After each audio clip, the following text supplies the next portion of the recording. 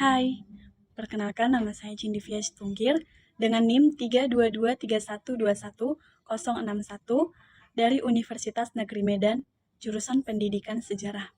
Nah, di sini saya akan menjelaskan CBR saya, review buku saya dengan judul Strategi Belajar Mengajar. Nah, saya membuat CBR ini untuk memenuhi tugas strategi dan inovasi pembelajaran sejarah. Nah, baik, di sini saya akan memulai. Yang pertama itu adalah pendahuluan. Bab satunya adalah pendahuluan, di mana di sini dijelaskan bahwa belajar mengajar merupakan suatu kegiatan yang bernilai edukatif, yang mewarnai interaksi yang terjadi antara guru dan dengan anak didik. Guru dengan sadar merencanakan kegiatan pengajarannya secara sistematis dengan memanfaatkan segala sesuatunya guna untuk kepentingan pengajaran. Nah, ada 3 aspek yang membedakan anak didik yang satu dengan yang lainnya, yaitu yang pertama aspek intelektual, psikologis, dan juga biologis. Nah, ketiga aspek berikut tersebut diakui sebagai akar permasalahan yang melahirkan bervariasinya sikap dan tingkah laku anak didik di sekolah. Mengaplikasikan beberapa prinsip pengelolaan kelas merupakan hal yang tidak bisa diabaikan begitu saja. Pendekatan terpilih mutlak dilakukan guna mendukung pengelolaan kelas. Nah, pengelolaan kelas yang baik ini akan melahirkan interaksi belajar mengajar yang baik juga. Tujuan pembelajaran pun dapat dicapai tanpa menemukan kendala yang berarti. Nah, di sini akan hadir kendala spontanitas. Suasana kelas biasanya terganggu karena ditandai dengan pecahnya konsentrasi anak didik. Jadi, media sumber belajar adalah alat bantu yang berguna dalam kegiatan belajar mengajar, di mana alat bantu ini dapat mewakili sesuatu yang tidak dapat disampaikan guru dalam via kata atau kalimat. Nah, pengembangan variasi mengajar yang dilakukan oleh guru pun salah satunya dengan memanfaatkan variasi alat baru, alat bantu. Nah, baik dalam hal ini variasi media pandang, variasi media dengar, maupun variasi media taktil. Nah, dengan tercapainya tujuan pembelajaran, maka dapat dikatakan bahwa guru berhasil dalam mengajar. Baik, bab kedua itu mengenai konsep strategi belajar mengajar. Yang pertama itu adalah apa sih pengertian strategi belajar mengajar? Nah, secara umum, strategi itu adalah suatu garis-garis besar haluan untuk bertindak dalam usaha mencapai sasaran yang telah ditentukan.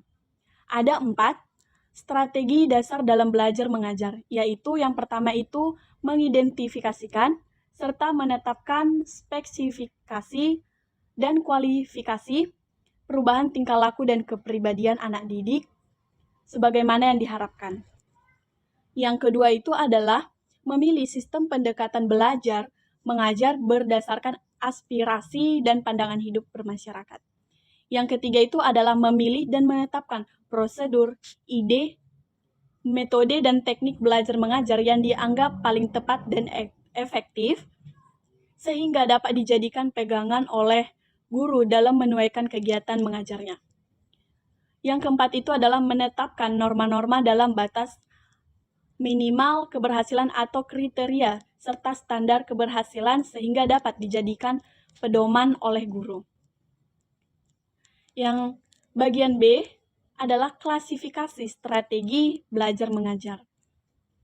Nah, menurut Tabrani, Rusian, terdapat berbagai masalah sehubungan dengan strategi belajar mengajar yang secara keseluruhan diklasifikasikan. Yaitu yang pertama itu ada konsep dasar strategi belajar mengajar, di mana konsep dasar strategi belajar mengajar ini meliputi menetapkan spesifikasi dan kualifikasi perubahan tingkah laku, menentukan pilihan berkenaan dengan pendekatan terhadap masalah belajar mengajar. Yang kedua itu ada sasaran kegiatan belajar mengajar. Nah, persepsi guru atau persepsi anak didik ini mengenai sasaran akhir. Kegiatan belajar mengajar akan mempengaruhi persepsi mereka terhadap sasaran antara serta sasaran kegiatan.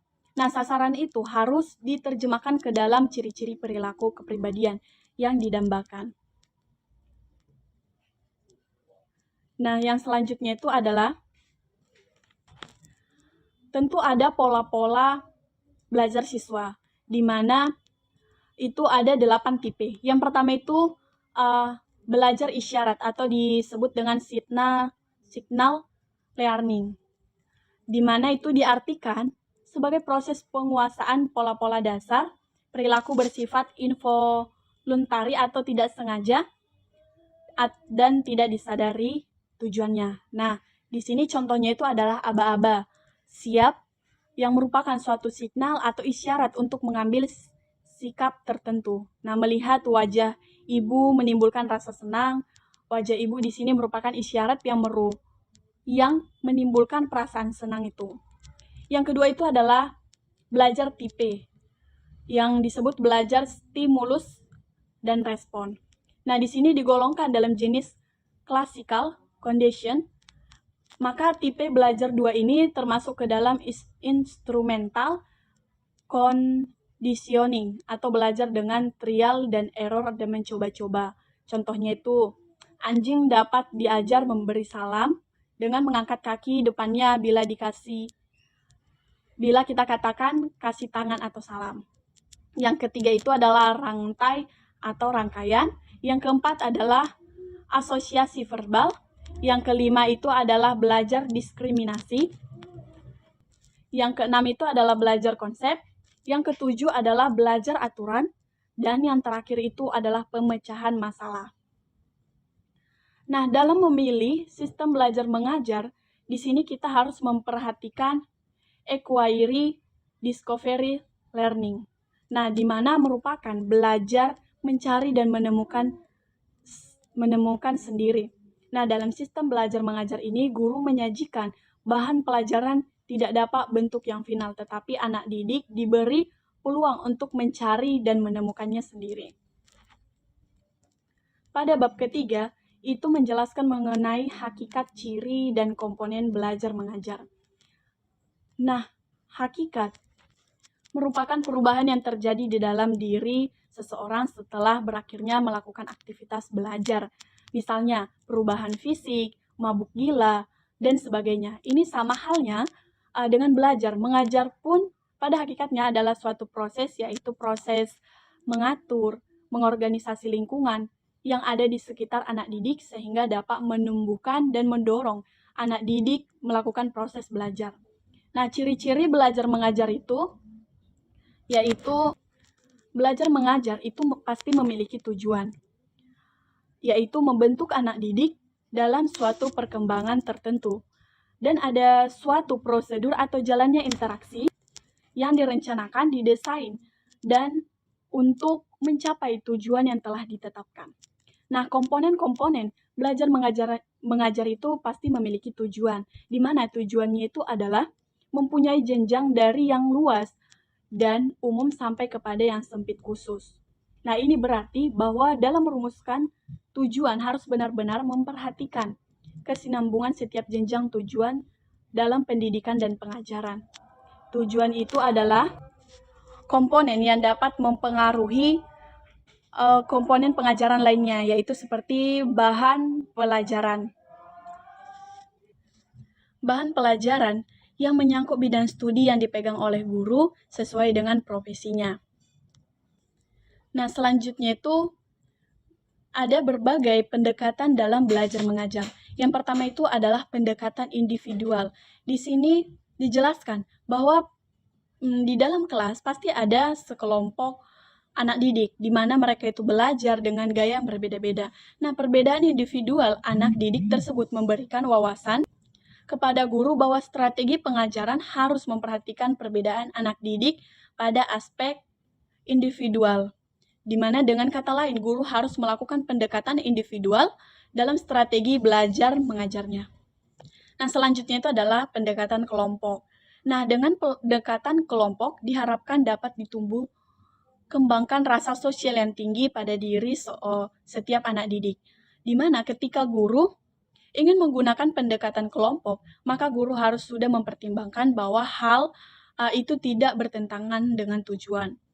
Fasilitas belajar pendukung dan juga metode akan dipakai sudah dikuasai dan bahan yang akan diberikan kepada anak didik ini memang cocok didekati dengan pendekatan kelompok. Selanjutnya adalah pendekatan bervariasi. Nah, ketika guru mengajar akan dihadapkan dengan permasalahan anak didik yang bervariasi berbeda-beda. Nah, di sini pendekatan bervariasi ini bertolak dari konsepsi bahwa permasalahan yang dihadapi setiap anak didik dalam belajar akan bermacam-macam. Kasus biasanya itu muncul dalam pengajaran dengan motif sehingga diperlakukan variasi teknik pemecahan untuk setiap kasus. Selanjutnya adalah pendekatan edukatif. Nah,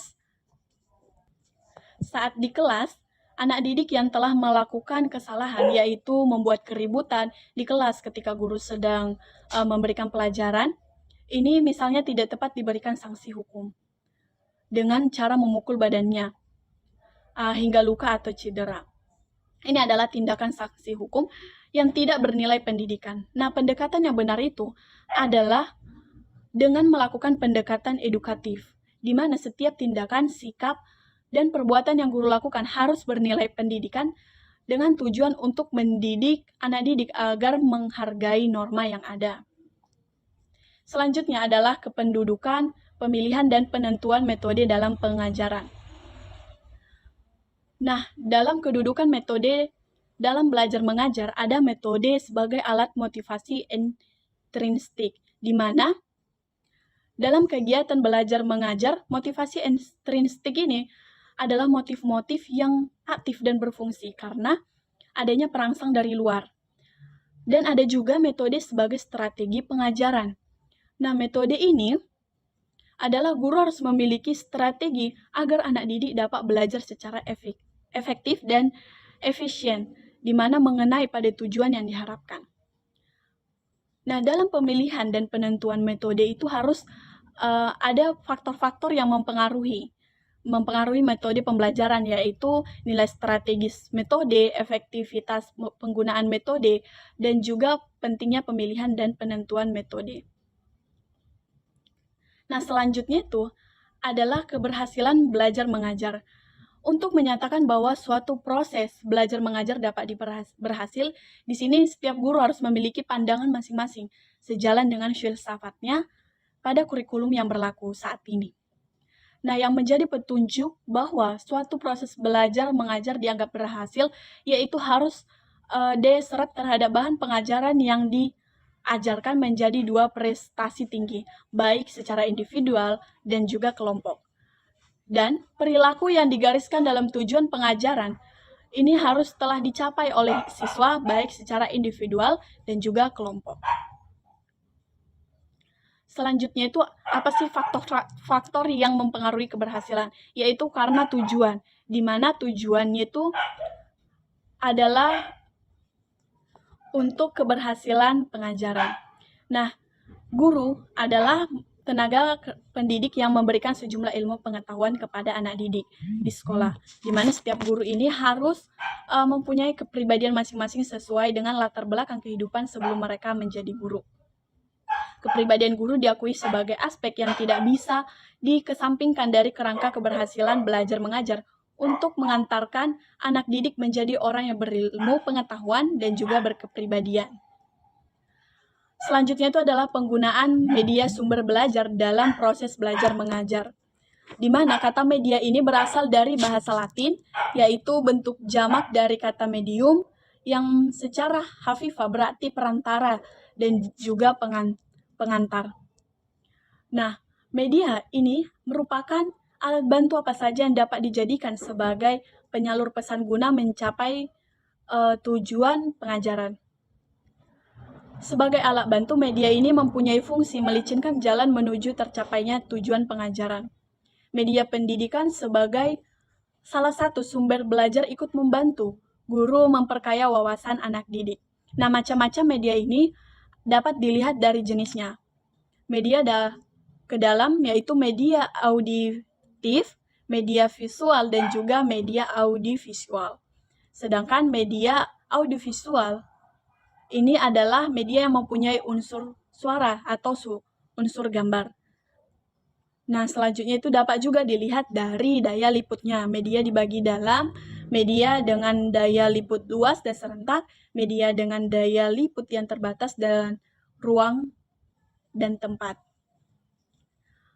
Nah, selanjutnya itu adalah beberapa teknik mendapatkan umpan balik di kelas, yaitu memancing apersepsi anak didik, di mana pengalaman anak didik mengenai bahan pelajaran yang telah diberikan merupakan bahan apersepsi yang dipunyai oleh anak. Nah, itulah pengetahuan yang telah dimiliki anak untuk satu pokok bahasan dari suatu bidang studi di sekolah. Nah, bahan resepsi ini sangat membantu anak didik dalam usaha mengelola kesuksesan dalam bahan pelajaran yang diberikan oleh guru. Selanjutnya itu karena pemanfaatan taktik alat bantu yang akseptabel, memilih bentuk motivasi yang akurat, di mana dapat bentuk-bentuknya itu dapat berupa memberi angka, hadiah, pujian, dan juga gerakan tubuh. Dan yang terakhir adalah memberikan tugas. Yang selanjutnya adalah pengembangan variasi mengajar. Nah, tujuannya itu adalah meningkatkan dan memelihara perhatian siswa terhadap relevansi proses belajar mengajar. Ini juga dapat memberikan kesempatan, kemungkinan berfungsinya motivasi, dan dapat membentuk sikap positif terhadap guru dan sekolah, serta memberikan kemungkinan pilihan dan fasilitas belajar individual. Nah, komponen-komponen variasi belajar ini ada variasi gaya belajar, yaitu variasi suara, penekanan, pemberian waktu, dan juga kontak pandang.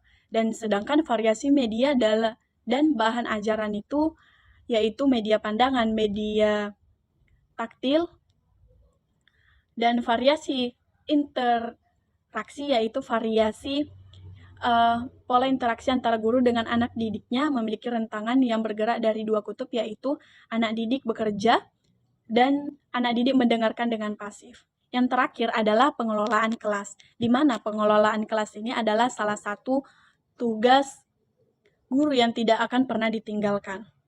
Nah, tujuan pengelolaan tugas kelas ini hakikatnya itu telah terkandung dalam tujuan pendidikan, di mana secara umum tujuan pengelolaan kelas ini adalah penyediaan fasilitas bagi bermacam-macam kegiatan belajar siswa dan dalam lingkungan emosional, intelektual dalam kelas.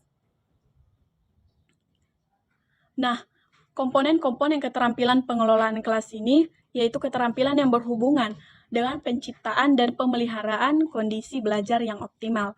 Dan yang terakhir itu dapat menciptakan keterampilan yang berhubungan dengan pengembangan kondisi belajar yang optimal. Nah, sekian isi review buku saya. Terima kasih.